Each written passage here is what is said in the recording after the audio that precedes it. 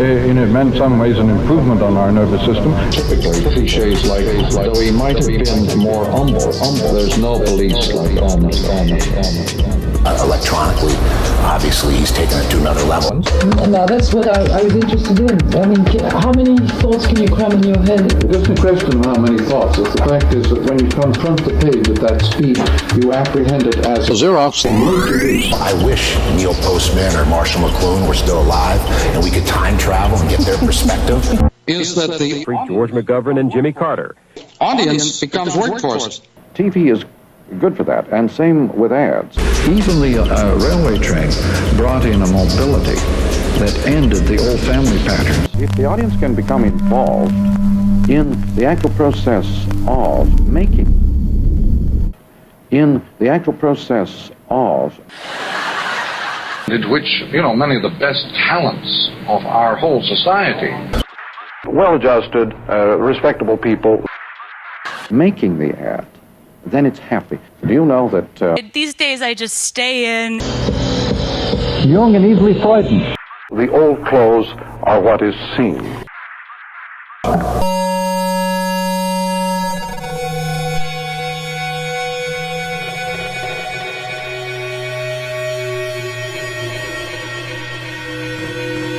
You do not any longer bring a top physicist in or a top engineer in to tackle a particular problem in mechanics.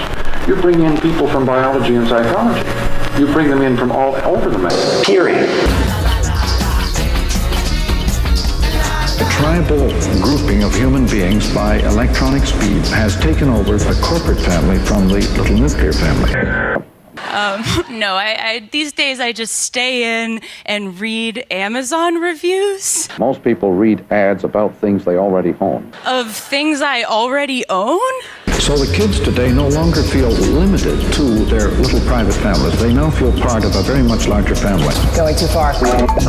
Since most of the effects, they don't read things to buy them, I think I'm just looking for a sense of community. but to feel reassured that they have already bought the right thing.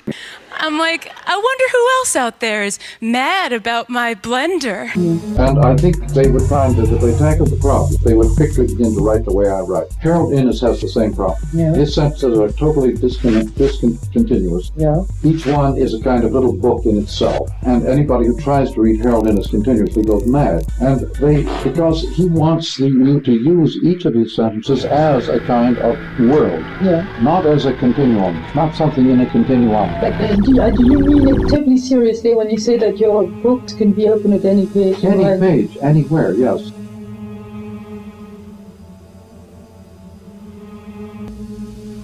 So as McLuhan says, the audience becomes a workforce.